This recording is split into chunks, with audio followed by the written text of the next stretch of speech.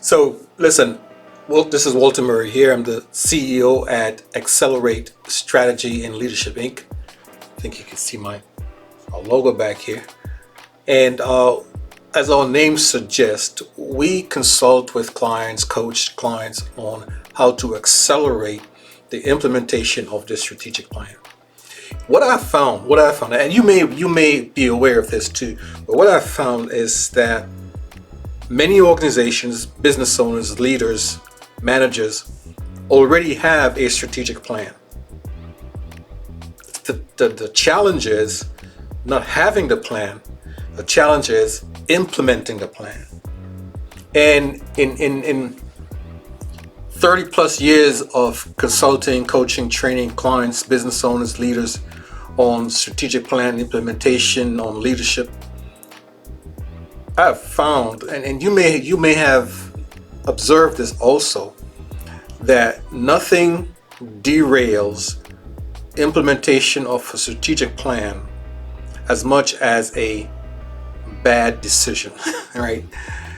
Whether you made a bad decision unintentionally, whether someone else made a bad decision intentionally, however that happens to come into play, a bad decision invariably throws your implementation off. And what happens is that when implementation becomes dysfunctional, in the heat of the moment, people tend to make quick, expedient decisions that only exacerbate the problem. That's called the put a band-aid on it decision, right?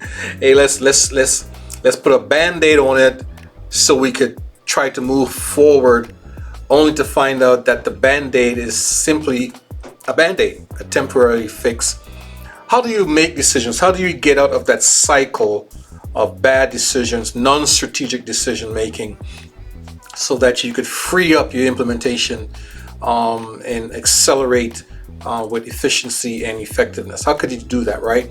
Well, I've got a free masterclass that I'm going to let you take a look at. Click the link in this post or video. You'll get access to a free masterclass. Now, there are 4 other things that also derail or decelerate your strategy implementation, right? In that masterclass, I'll also give you access to a 5-module training program that will tell you what those 5 things are, give you some assessment tools so you can assess the level at which those 5 things exist in your organization, and steps you could take to minimize them. But the masterclass is on decision making, how to make strategic decisions that accelerate your strategy implementation. This is Walter Murray, CEO at Accelerate Strategy and Leadership Incorporated. We'll talk to you soon. Dr. Murray's masterclass on strategic decisioning is exceptional training for senior leaders, business owners, or senior managers. Before I took this training masterclass, I didn't think there was much I needed to learn about how to make strategic decisions. After decades of experience as a C-level executive and having made thousands of major significant strategic decisions, I figured I had a real handle on making strategic decisions. But from Dr. Murray's masterclass, I learned at least 5 new paradigms and resources to improve my strategic decisioning. For example, I learned about the need for a strategic decisioning algorithm and how to create one that works across all leadership levels in my organization. Great stuff. Like me, you may have years of experience in making strategic decisions, or maybe you only have a few years in senior leadership and strategic planning. Either way, if you have any doubts, just check out this short clip from the masterclass and then enroll for Dr. Murray's free masterclass on strategic decisioning. The masterclass is in an on-demand video format, so after you register, you can schedule to watch the class at any time that fits your busy schedule. Another excellent feature is that you can interact with Dr. Murray from the masterclass room. Send him questions or comments, and he will respond to you directly. Remember, the link for the masterclass is in this post or after this video. I'd love to hear what you think about the masterclass. So leave a comment in the masterclass and Dr. Murray will share your comment with me.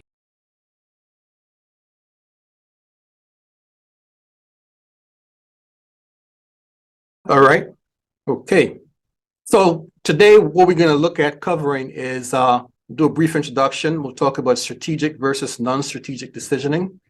Then we'll talk about some of the pain points. Making non-strategic decisions can be very painful, and I'm sure you've probably experienced some of those pains of making a bad decision. We'll talk about the benefits, decisioning cost, and the key thing that I want to cover today, where we spend the most time, is a decisioning algorithm. Talking about a methodology that could increase the chances of you making good decisions. Not a guarantee. Nothing in life is guaranteed except death and taxes. You know the saying. But decision algorithm would help to increase your chances immensely in terms of making decisions that are effective and successful. So that's our agenda for today. Then we'll close up looking at AI versus HI. Now, could anyone just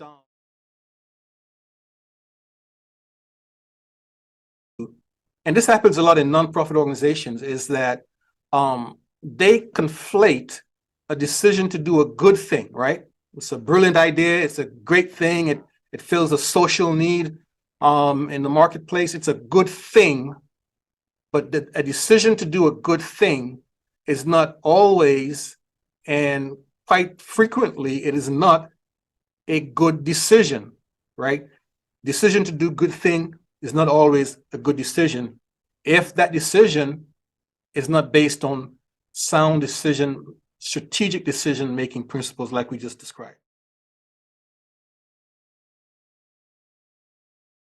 Decision algorithm, we'll talk about that. Create strategic off-ramps. Strategic off-ramps is a concept that I developed that gives you, along the implementation process, it gives you convenient, cost-effective exits where you could redirect. Imagine if the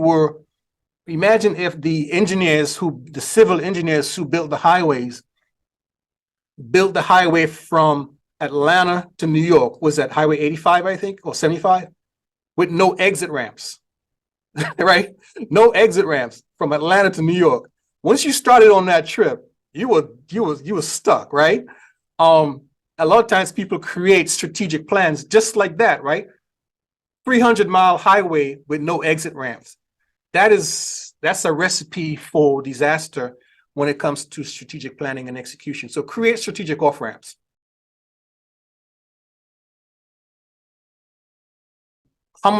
What percentage of your time and decisions that you make in a week specifically relate to moving your organization as opposed to how the bill's going to get paid, which employee needs to get fired, as opposed to operational?